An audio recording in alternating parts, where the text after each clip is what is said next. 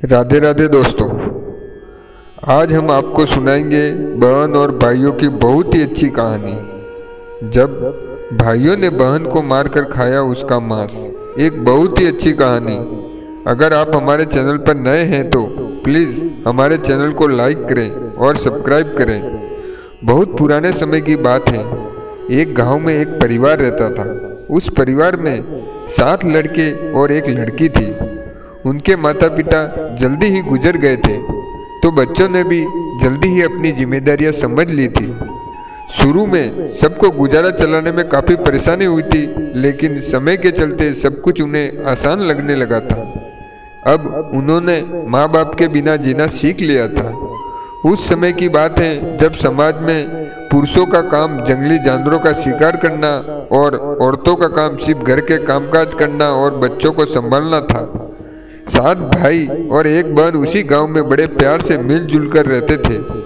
दिन निकलते ही सातों भाई शिकार के लिए निकल जाते और बहन सबके लिए खाना पकाती थी और घर के बाकी दूसरे काम काज करती थी। भाई जब जंगल से वापस आते तो साथ में बड़े बड़े जानवर और पशु पक्षी को मार कर लाते थे। बहन उनके मांस को बड़े चाव से पकाती थी और सातों भोजन करके बड़ी तृप्ति का अनुभव करते थे। ऐसे ही दिन गुजरते रहे थे। एक दिन की बात है, सातों भाई जंगल में शिकार करने के लिए गए थे। शाम होने वाली थी। बहन सबके लिए खाना बना रही थी। जब वह सब्जी के लिए हरा साग काट रही थी, तभी चाकू की तेज धार उसकी एक उंगली से कट जाती है और उंगली से खून की धारा बहने लगी।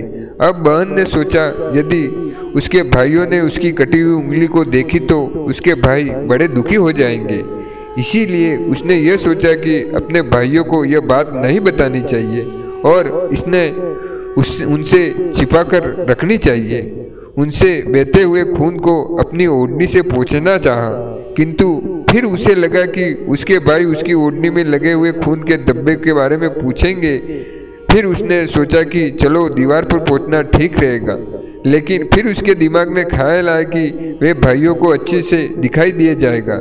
फिर बहन बेचैन होकर इधर उधर घूमने लगी, लेकिन उसे कोई ऐसी जगह नहीं मिली जहां उसका बहता हुआ खून उसके भाइयों की नज़रों से बच सके।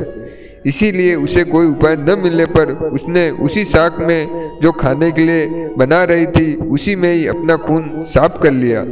शाम को भाई जंगल से वापस आए। बहन ने भाइयों के लिए खाना परोसा तो भाइयों को साग बहुत ही स्वादिष्ट लगा। सातों अपनी उंगलियां चाटते रह गए और अपनी बहन की पकाने की कला की तारीफ करने लगे। अपनी तारीफ सुनकर बहन भी खुशी से फूली नहीं समाई थी। दिन भर की थके होने के कारण सातों भाई उस दिन जल्दी सो गए। अगली सुबह रोज की तरह खा पीकर सातों भाई फिर जंगल की ओर निकल पड़े। जब शिकार तलाशते तलाशते थक गए और सारे भाई एक पेड़ की छांव में बैठकर आराम करने लगे, तो बातों ही बातों में सातों भाई रात के भोजन के बारे में बात करने लगे।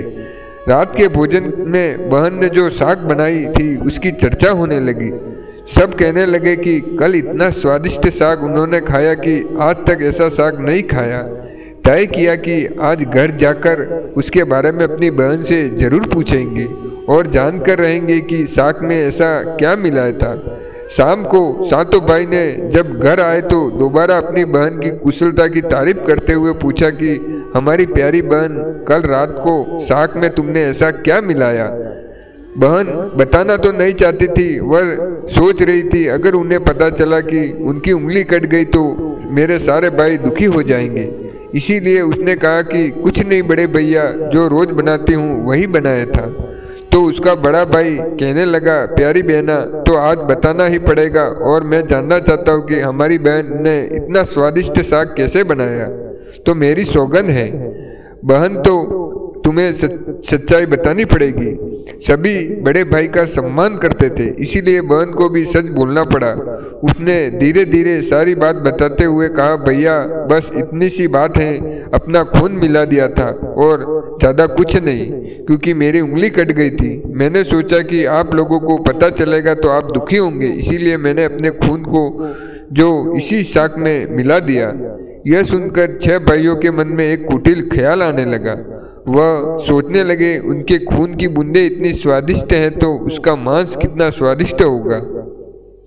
रात के खाने के बाद सातों भाई सोने के लिए चले गए।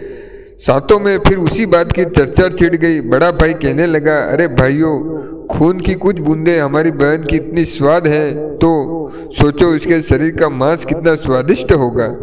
सबने बड़े भाई की हाँ में हाँ मिलाई और अगले दिन शिकार के लिए सातों भाई जाते समय जो सातों भाइयों ने योजना बनाई कि बहन को मारकर उसका मांस बनाएंगे और बहुत ही स्वादिष्ट बहन का मांस होगा। सातवें भाई को अपने बड़े भाई की योजना बिल्कुल भी अच्छी नहीं लगी। वह अपनी बहन को बचाने के लिए बेचैन हो गया। वे खुलकर उसका विरोध नहीं कर सकता क्योंकि 6 भाई एक तरफ थे और वह अकेला एक तरफ। स्वीकार करने के बाद सभी भाइयों ने मिलकर एक टीले पर एक बांस के पत्तों से बना एक चबूतरा बनाया जिसे चांद कहते हैं। योजना यह थी कि बहन को बहला फुसलाकर यहाँ लाएंगे और तीर मारकर अपनी बहन की हत्या कर देंगे और उसका स्वादिष्ट मांस खाएंगे।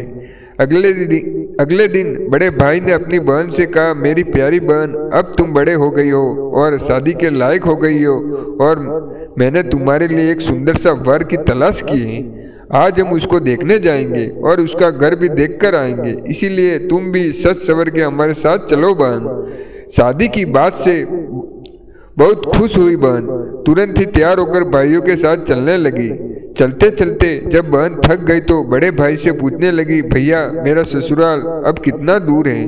बड़ा भाई बोला, बस अभी कुछ देर में पहुंचने वाले हैं। और बड़ा भाई बोला, देखो वह दूर से दिखाई दे रहा टीले पर बने चांद को दिखाते हुए भाई बोला, वह देखो मेरी प्यारी बहन, तुम्हारा ससुराल जहाँ तुम राज करोगी। यह सुनकर बहन आनंदित हो उठी और चांद पर पहुंचते ही बड़े भाई ने अपने छोटे भाई को अपनी बहन को चांद पर खड़ी करके उसको रस्सी से जो बांस के खंभे के सहारे बांधने का आदेश दे दिया। सभी भाई जो मिलजुल कर फुर्ती से बहन को बांधने लगे। बहन ने अपने सभी भाइयों को हत्यारे के रूप में देखकर बहन का हृदय हाहाकार करने लगा। ईश्वर को याद करते हुए कहने लगी कि ईश्वर, तुम्हारे सिवा मेरा और कोई सहारा नहीं है।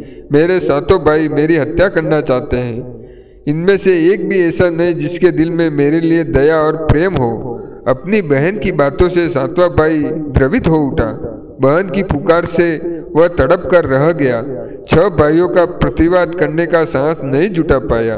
बहन को निर्ममता से बांधने के बाद बड़े भाई ने सबको बारी बारी से उस पर बाण से प्रहार करने का आदेश दिया। बड़ा भाई सबसे पहले हाथों में धनुष बाण लेकर जब अपनी बहन पर प्रहार करने गया तब बहन भाई के सामने हाथ जोड़कर करुण स्वर में कहने लगी, भैया मुझे मत मारो, भैया मुझे मत मारो। भाइयों ने कठोरता दिखाते हुए तीर चलाया पर उसका निशाना जो अचूक था लेकिन आज चूक गया। उसके बाद अब दूसरे भाई ने तीर मारने की तैयारी हुई। बहन ने भी उसके सामने हाथ जोड़कर वही करुण गीत गाया।